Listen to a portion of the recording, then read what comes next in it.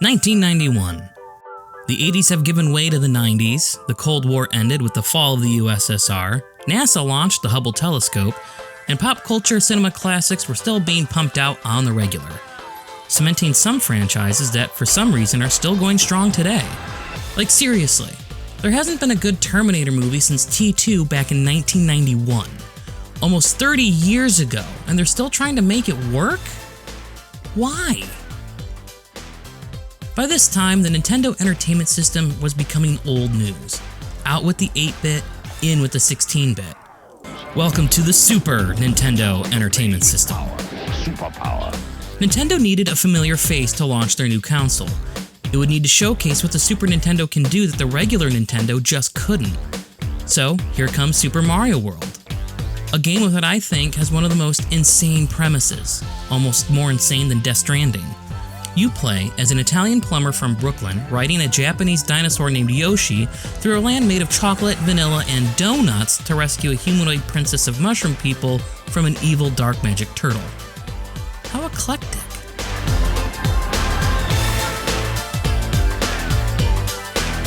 Super Mario World needed to be just as good as its predecessor, Super Mario Bros. 3, while also feeling completely new and different. It had to have the familiar Mario experience, but also show why it would be worth upgrading to the Super Nintendo to play the game. A seemingly impossible task. And hot damn, they did it!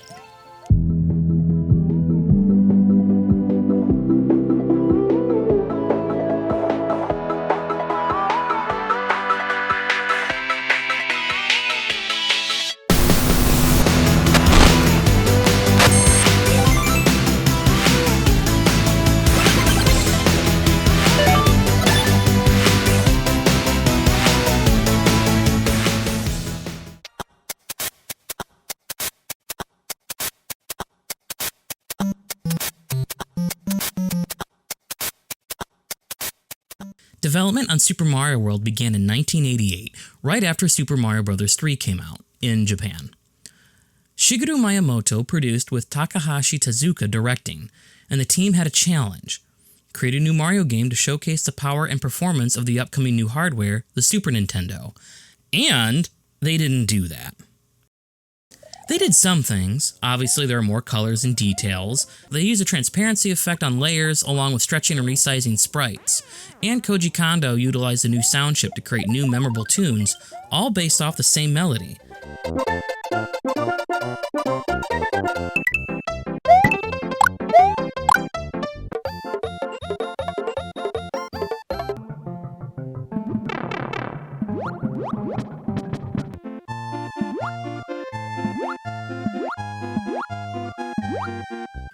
But Miyamoto is quoted as saying, "Just because we found something cool the hardware could do, something that made us go,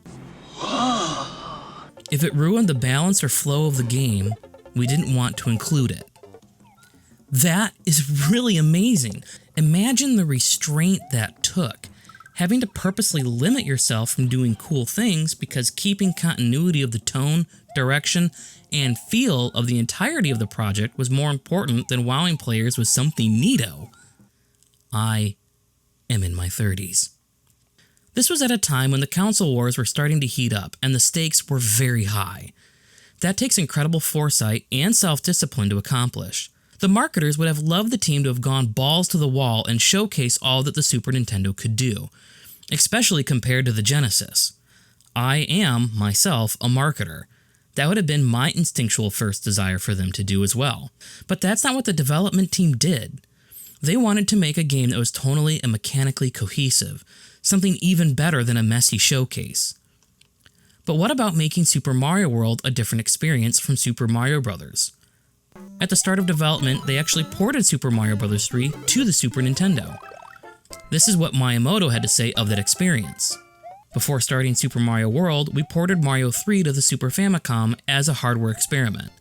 And even though the colors and sprites were more detailed, it was still the same game. It made me realize that we couldn't just make the same game again, we had to create something new. So what is it about Super Mario World that makes it new? Let's first take a look at how Super Mario World approaches Mario's jump.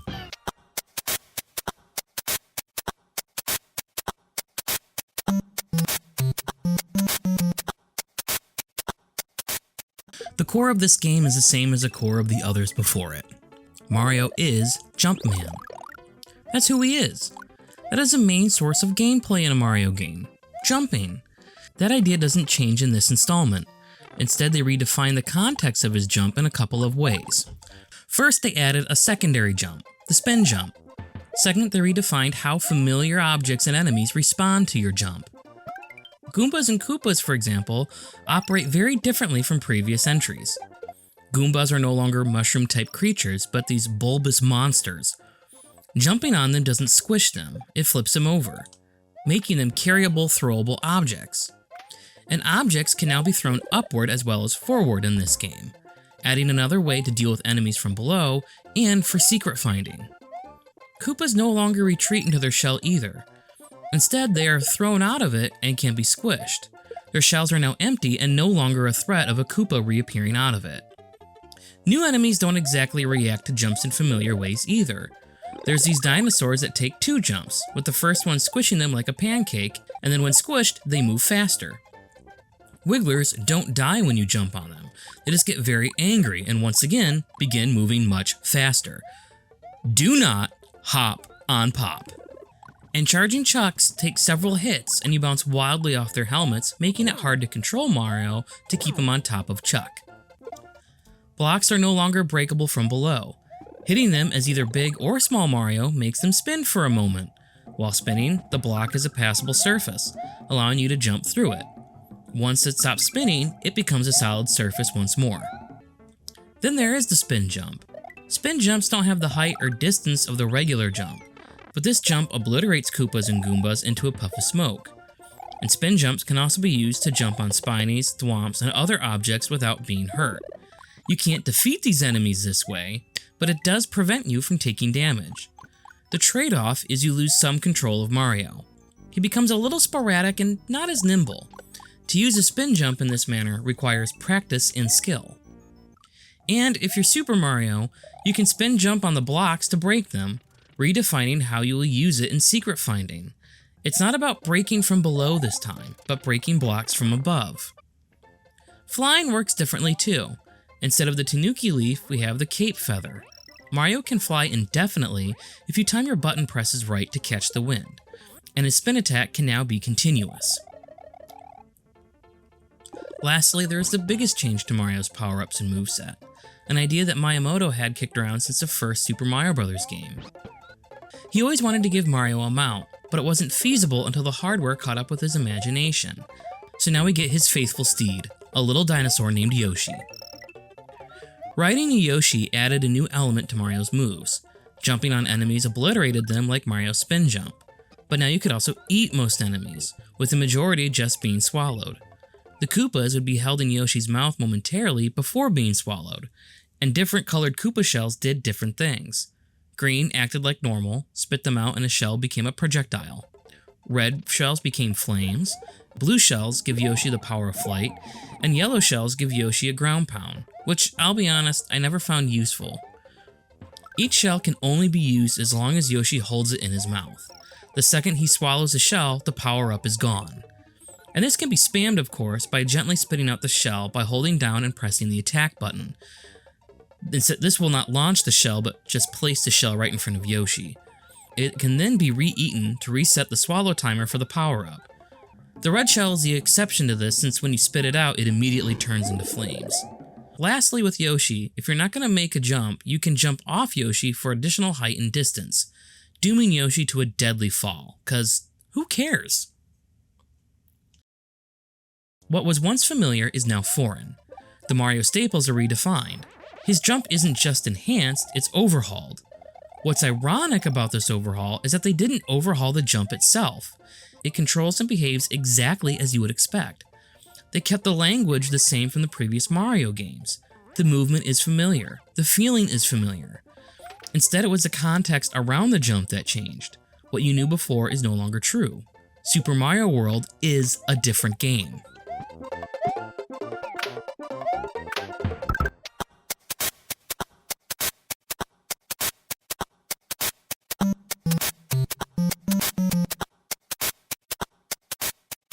It's this radical re-envisioning of the game world that gave Super Mario World its title of Super Mario World. Duh. Levels in past Mario games were categorized into individual worlds, with Super Mario Bros. 3 giving each world a distinctive theme and overworld map. Super Mario World continues this trend. The first two worlds of Yoshi's Island and Donut Plains are pretty similar and standard grassland-themed levels. Then you enter Vanilla Dome, which are cave-themed levels. This leads to Twin Bridges, which are sky-themed levels. Forest of Illusion is forest-themed, obviously, and Chocolate Island is actually a desert theme. And finally, there's the Valley of Bowser, which is similar to the Dark World theme. Kinda. They're actually just underground theme like Vanilla Dome. It's not really inspiring, to be honest, but there you have the worlds. Super Mario Bros. 3's worlds stood on their own with level choice and secret paths that led to shortcuts. Each world was an island unto itself. Super Mario World, on the other hand, is one continuous map, with obvious sections designating each individual world. But the worlds are also interconnected with each other to form a larger world, allowing you to move freely from world to world, and replay any level you see fit. It all feels like a cohesive whole. As you progress, you can see how each individual world fits into the larger world it inhabits. The inside of Vanilla Dome fits geographically with what we see on the outside of it, even down to the placement of pipes, which is quite clever. Other than making the world larger and interconnected, what does this design do for the overworld that Super Mario Bros. 3 didn't? Let's talk about secrets. Secrets. No, not Seacrest. Secrets. At first glance, there's an obvious and set main path to work your way through the game. That is until you reach the Forest of Illusion, where if you simply complete each level, the pathway opens up and circles around itself. Now you find yourself stuck in a loop with no obvious way to get through. The solution lies in what you should have learned at the start of the game, so let's start from the top, shall we?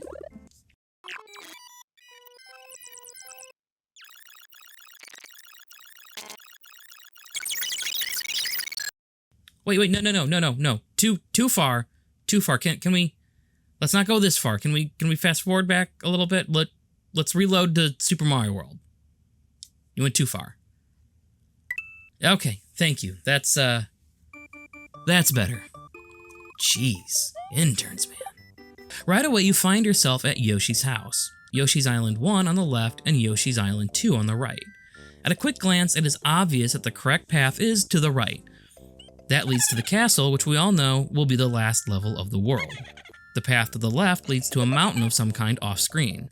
Since Mario games should go to the right, it may be first instinct to go with what is known to get a handle on the game. When you enter into these levels on the right, you'll notice that they're a little straightforward classic Super Mario Bros. Type levels. There are some new obstacle ideas and experiences, but it's well-designed safety content. Also through these levels are these empty yellow squares, prompting you to wonder, what could they be used for? What is their purpose? Completing a level opens the path up, revealing the next level. After completing the castle level, it crumbles into a pile of brick and a bridge forms leading to the next world, Donut Plains. You'll notice two things. One, the scope of the world will open up very quickly. The first few levels were pretty straightforward on Yoshi's Island and only introduced Yoshi as a new power-up. No feathers are seen yet. The first level on Donut Plains very quickly introduces us to the feather, thanks to a flying Koopa with a flashing cape. You also notice something else in this level. The yellow squares are back along with green ones. Both seem to be pointing to a secret. Secret. The yellow squares are directly beneath a pipe, and that is a clue to us that you should be able to enter that pipe to a secret area. But what about the green blocks? Curious. 2. You'll notice once again the main path is made clear, this time moving to the left. But on the right-hand side, there are pipes and a random ghost house, which has you wondering, how do we get to those sections? And on the left-hand side, we see the top of the mountain from Yoshi's Island. It looks like nothing is there, right? Well, obviously there should be. We saw the path. So this should prompt you to go back to Yoshi's Island and play Yoshi's Island 1. And what a strange, wonderful level it is. While the others were pretty run-of-the-mill Mario levels, except for Donut Plains 1, Yoshi's Island 1 has slanting platforms messing with Mario's physics, a giant bonsai bill being fired across the screen that you have to dodge, and those new dinosaur enemies that take 2 jumps to defeat. This is the level that showcases the vast changes to the context of your jump that you will see for the rest of your adventure in Super Mario World. Completing this level opens the path up the mountain. Ascending it, you will find a giant yellow switch has appeared. This is a switch palace. When completed, the yellow outline blocks become filled. Hitting one will net you a mushroom from it every single time, no matter the power-up you have equipped. These blocks also act as safety nets in certain levels, making them easier. And that pipe can now be accessed in Donut Plains 1, sending you to a mini-game where you have to hit question blocks in the right order to get an extra life. Another thing you will notice is that the level emblem for Donut Plains 1 is red, not yellow. There's a text block next to the green outlines. Hitting it will tell us that red icon levels have more than one exit, the main one and a hidden one. We can deduce that this level's secret exit is up that green section, which, upon finding the green switch palace, will make those solid and you can run up the side. Or if you're good with the cape, you can fly up yourself. Moving to the next level, we see this too is a red icon level. If you decide to find the secret exit on this one, this will reveal that switch palace. All these secret exits reveal hidden levels, alternate paths through the world, and other bonus levels in switch palaces to fill in the other colored block outlines. For the next 3 worlds, we see how paths branch and reconverge, sometimes in the same world and sometimes in the next. And in the last 2 worlds, Forest of Illusions and Chocolate Island, finding the secret exits are mandatory to advance through the world. Chocolate Island levels flip the secret exit search on its head. It's not just about finding the secret key and keyhole location, you have to earn it by solving the puzzle, so to speak. One level's layout changes based on how many coins you have and how long it takes you to complete certain sections of the level. Depending how you play in the first section of this level, changes what the second section of the level looks like, which then affects what the third section will be and which exit you will end up getting. It takes the act of finding secret exits and flips it. Some secret exits reveal these stars that lead to special levels in Star Road, which when you complete those levels, secret exit shortcuts are created through Dinosaur Land, and will also lead to a super secret world of special levels that are hard endgame challenges for the truly dedicated player. There's even a secret exit from the Ghost House in Donut Plains that leads to a hidden level that is a single screen where you can get power-ups, Yoshi, and then head back out. You can re-enter and exit this level as much as you like whenever you like, allowing you to backtrack to equip the power-up you want and even spam for extra lives. Going off the beaten path in Super Mario World has a significant and permanent change in the world. Your progress doesn't just simply get you closer to the end of rescuing Peach, it literally changes the layout of the world and the design of some levels. Your reward for searching for the hidden exits and finding all the switch palaces opens up the ability to find other hidden exits and even ratchets down the difficulty of some areas. You can even discover a secret entrance to Bowser's castle, passing most of the obstacles of his keep. Getting to the final world, Valley of Bowser, is also a treat. If you've been exploring secret exits, you would have gone past Bowser's Valley, but it's not immediately apparent where it is on the map. Though as we progress, it's obviously in this ring of rocks in the sea. After completing Chocolate Island and the next level, Ghost Ship, a large Bowser-esque rock skull emerges from the water. Entering into it feels like you are entering into the belly of the beast. While to be honest, the final world isn't something to really write home about, its reveal is momentous. It's a way to make Bowser's arrival daunting and threatening. All these secret exits point to the new main focus of Super Mario World, and for the Super Mario franchise as a whole. While the core of the game still centers on the jump, the whole focus of this game is now in exploration.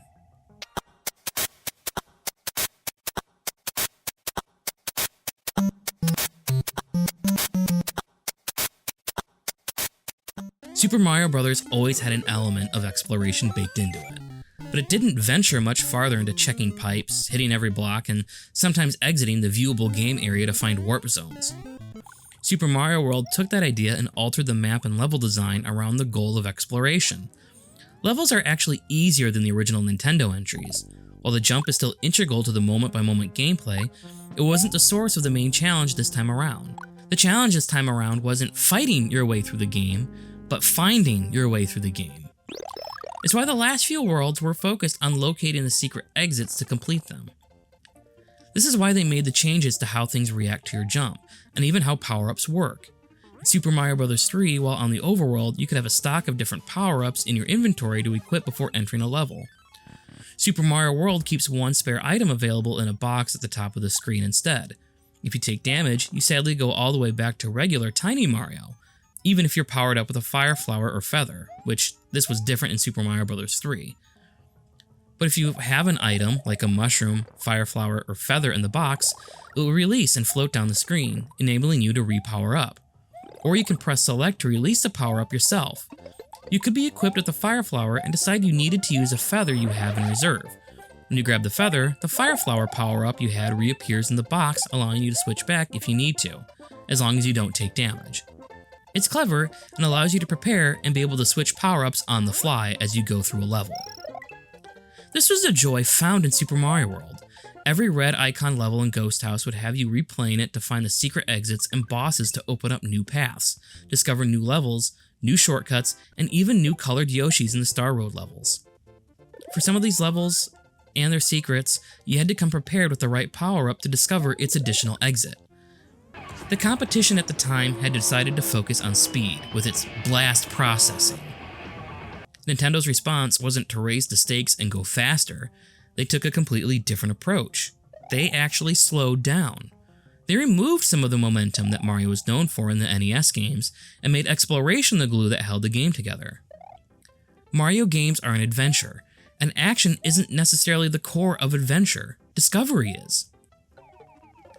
Super Mario World is not the first game to revolve around exploration and discovery. Other games have done it before, and done it on a grander, bigger scale on older hardware to boot. But this did exploration the Mario way. They didn't take exact ideas from other games and just shoehorn them in. They took the core idea and made exploration work for Mario, in Mario's language. Super Mario World felt familiar yet fresh at the same time. It played like Mario. It felt like Mario. It was classic Mario, but with new twists and old ideas, and a razor-sharp focus on making exploration the difficulty rather than the platforming. Not to say there were no levels with a focus on skilled platforming, there absolutely were, and the hardest of the platforming challenge levels were hidden in a secret world behind a secret star, which was hidden in a secret world discovered by finding secret stars, by finding secret exits, and secret levels. It was secrets upon secrets upon secrets. The reward for unlocking this exploration puzzle was a familiar challenge that Super Mario Bros. 3 players were looking for. The fact that it's hidden behind so many secrets proves my point, that the focus of this game is being on exploration, not just strictly platforming. Super Mario World is a different game.